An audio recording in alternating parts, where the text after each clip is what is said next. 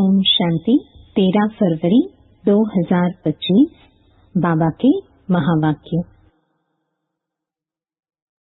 मीठे बच्चे, बाप जो है जैसा है उसे यथार्थ रीति जानकर याद करना, यही मुख्य बात है। मनुष्यों को यह बात बहुत युक्ति से समझानी है। प्रश्न: सारे यूनिवर्स के लिए कौन सी पढ़ाई है जो यहाँ ही तुम पढ़ते हो? उत्तर: सारे यूनिवर्स के लिए यही पढ़ाई है कि तुम सब आत्मा हो। आत्मा समझकर बाप को याद करो तो पावन बन जाएंगे। सारे यूनिवर्स का जो बाप है वह एक ही बार आते हैं सबको पावन बनाने। वही रचता और रचना की नॉलेज देते हैं। इसलिए वास्तव में यह एक ही यूनिवर्सिटी है। यह बात बच्चों को स्पष्ट कर समझानी है। ओम शांति। भगवान वाच। अब यह तो रूहानी बच्चे समझते हैं कि भगवान कौन है। भारत में कोई भी यथार्थ रीति जानते नहीं। कहते भी हैं मैं जो हूँ जैसा हूँ, मुझे यथार्थ रीति कोई नहीं जानते। तुम्हारे में भी नंबरवार है। नंबरवार पुरुषार्थ अनुसार जानते हैं। भल यहाँ रहते हैं परंतु यथार्थ रीति से नहीं जानते।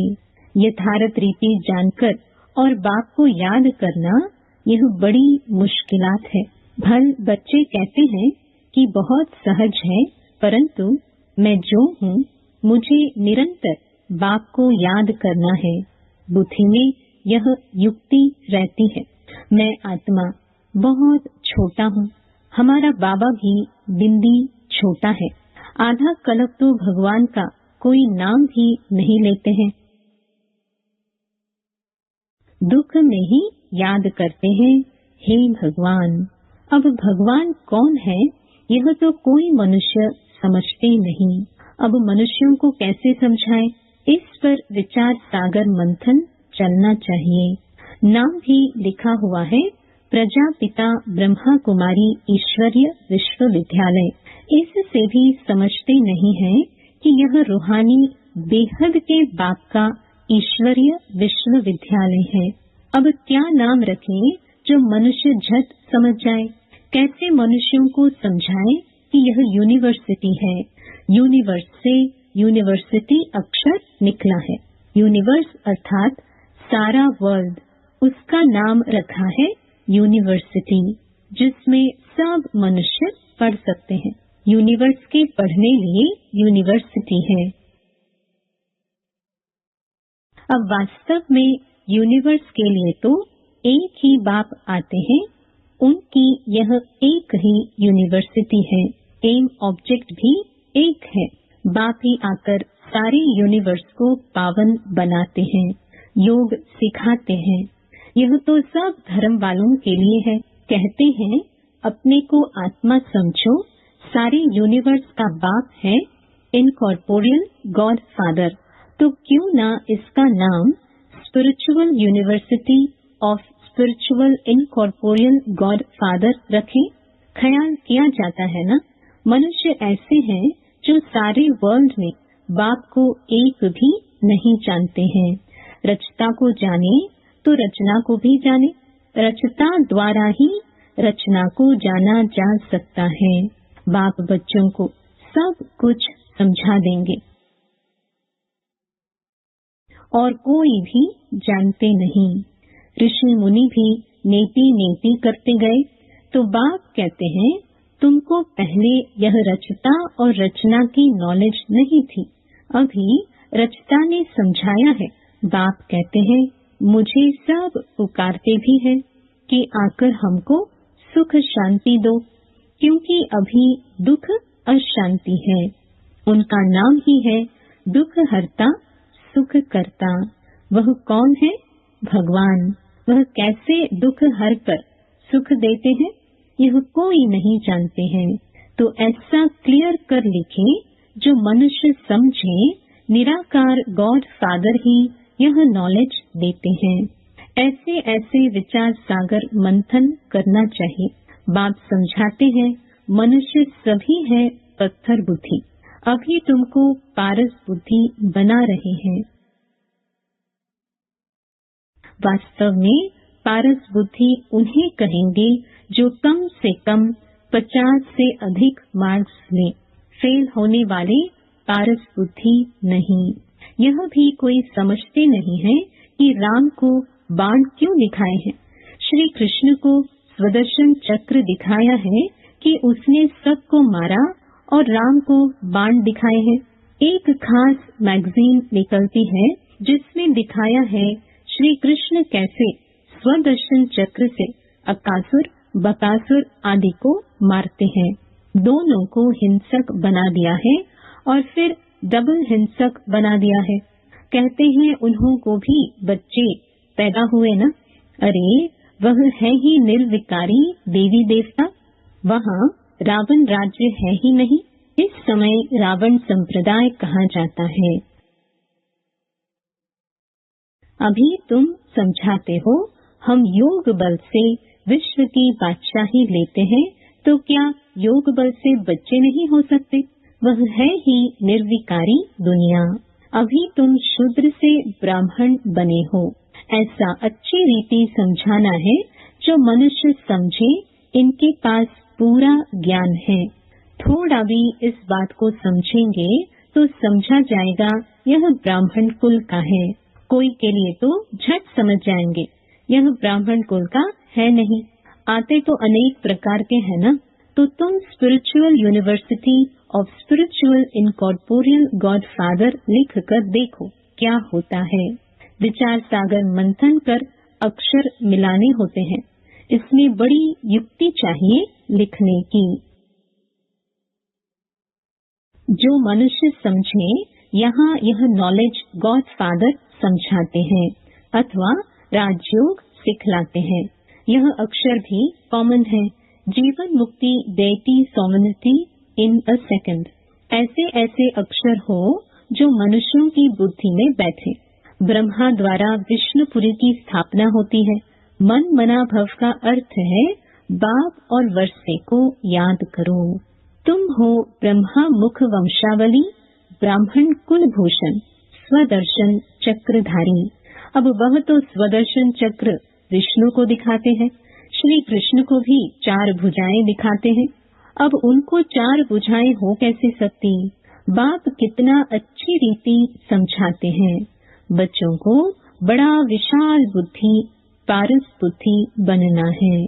सतयुग में यथा राजा रानी तथा प्रजा पारस बुद्धि कहेंगे न। वह है पारस दुनिया, यह है पत्थरों की दुनिया। तुमको यह नॉलेज मिलती है मनुष्य से देवता बनने की। तुम अपना राज्य श्रीमत पर फिर से स्थापन कर रहे हो। बाबा हमको युक्ति बतलाते हैं कि राजा महाराजा कैसे बन सकते हो। तुम्हारी बुद्धि में यह ज्ञान भर जाता है औरों को समझाने के लिए। गोली पर समझाना भी बड़ा सहज है। इस समय जनसंख्या देखो कितनी है। सतयुग में कितने थोड़े होते हैं। संगम तो है ना। ब्राह्मण तो थोड़े होंगे ना। ब्राह्मणों का युग ही छोटा है। ब्राह्मणों के बाद है देवताएं, फिर वृद्धि को पाते हैं। बाजोली होती है ना, तो सीढ़ी के चित्र के साथ विराट रूप भी होगा तो समझाने में क्लियर होगा। जो तुम्हारे कुल के होंगे उनकी बुद्धि में रचता और रचना की नॉलेज सहज ही बैठ जाएगी। उनकी शक्ल से भी मालूम पड़ जाता है कि यह हमारे कुल का है या नहीं। अगर नहीं होगा तो तवाई की तरह सुनेगा। जो समझू होगा वह ध्यान से सुनेगा। एक बार किसको पूरा तीर लगा तो फिर आते रहेंगे। कोई प्रश्न पूछेंगे और कोई अच्छा फूल होगा तो रोज आप ही आकर पूरा समझकर चला जाएगा। चित्रों से तो कोई भी समझ सकते हैं। यह तो बरोबर देवी देवता धर्म की स्थापना बाप कर रहे हैं। कोई न पूछते भी आप ही समझते रहेंगे। कोई तो बहुत पूछते रहेंगे। समझेंगे कुछ भी नहीं। फिर समझाना होता है, हंगामा तो करना नहीं है। फिर कहेंगे ईश्वर तुम्हारी रक्षा भी नहीं करते हैं। अब वह रक्षा क्या करते हैं सो तो तुम जानते हो। कर्मों का हिसाब किताब तो हर एक को अपना चुत्तू करना है। ऐसे बहुत है, तबीयत खराब होती है तो कहते हैं रक्षा करो। बाप कहते हैं हम तो आते हैं पतितों को पावन बनाने, वह धंधा तुम ही सीखो। बाप 5 विकारों पर जीत पहनाते हैं तो और ही जोर से वह सामना करेंगे। विकार का तूफान बहुत जोर से आता है। बाप तो कहते हैं बाप का बनने से यह सब बीमारियां उथल खाएंगी, तूफान जोर से आएंगे। पूरी बॉक्सिंग है, अच्छे अच्छे पहलवानों को भी हरा देते हैं। कहते हैं ना चाहते भी कुदृष्टि हो जाती है, रजिस्टर खराब हो जाएगा। कुदृष्टि वाले से बात नहीं करनी चाहिए। बाबा सभी सेंटर्स के बच्चों को समझा रहे हैं कि कुदृष्टि वाले बहुत ढेर हैं। नाम लेने से और ही ट्रेटर बन जाएंगे। अपनी सत्यानाश करने वाले उल्टे काम करने लग पड़ते हैं। काम विकार नाक से पकड़ लेता है, माया छोड़ती नहीं है। कुकर्म, कुदृष्टि, कुवचन निकल पड़ते हैं, कुचलन हो पड़ती है। इसलिए बहुत बहुत सावधान रहना है।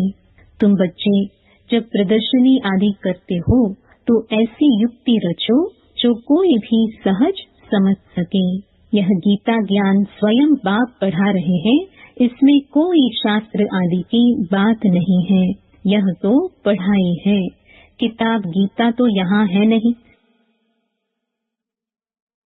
बाप पढ़ाते हैं, किताब थोड़ी हाथ में उठाते हैं। फिर यह गीता नाम कहाँ से आया? यह सब धर्म शास्त्र बनते ही बाद में है। कितने अनेक मठ पंथ है, सबके अपने अपने शास्त्र हैं।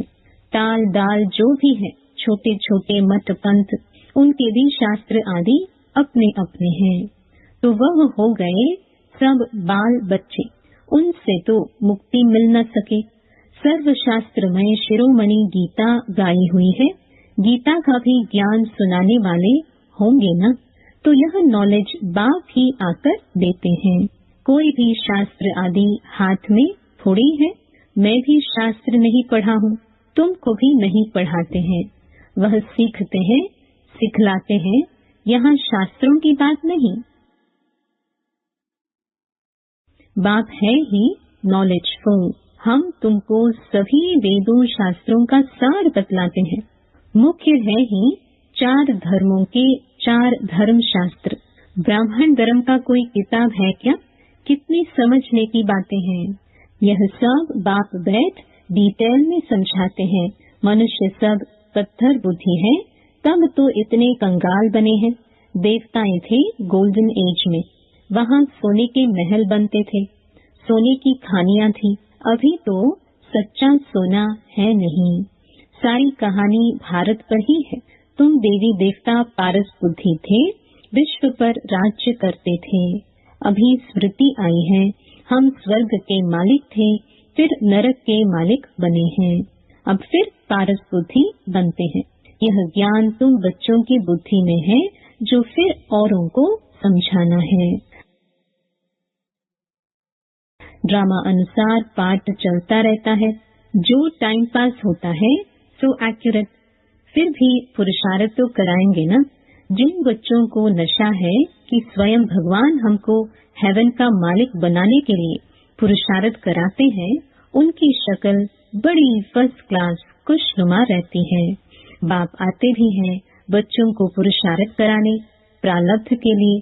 यह भी तुम जानते हो, दुनिया में थोड़ी कोई जानते हैं।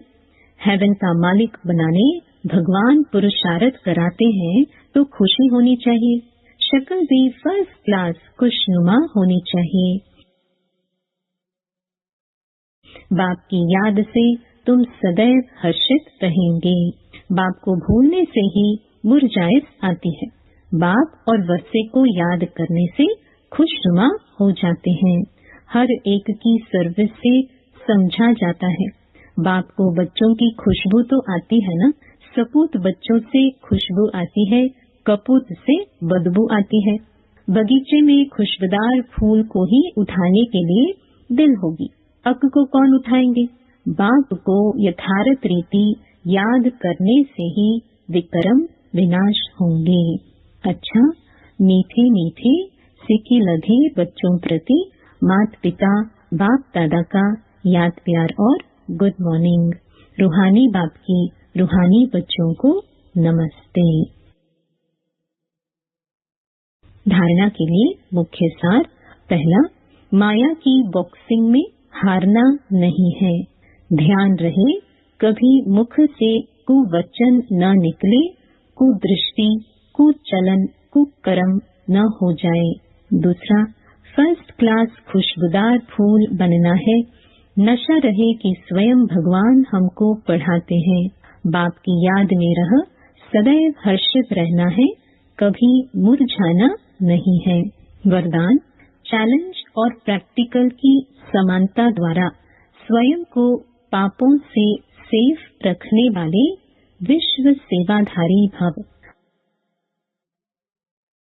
आप बच्चे जो चैलेंज करते हो, उस चैलेंज और प्रैक्टिकल जीवन में समानता हो, नहीं तो पुण्य आत्मा के बजाय बोझ वाली आत्मा बन जाएंगे। इस पाप और पुण्य की गति को जानकर स्वयं को सेफ रखो, क्योंकि संकल्प में भी किसी भी विकार की कमजोरी, व्यर्थ बोल, व्यर्थ भावना, घृणा व ईर्ष्या की भावना पाप के खाते को बढ़ाती है। इसलिए पुण्य आत्मा भव के वरदान द्वारा स्वयं को सेफ रख विश्व सेवाधारी बनो। संगठित रूप में एक मत एक रस स्थिति का अनुभव कराओ।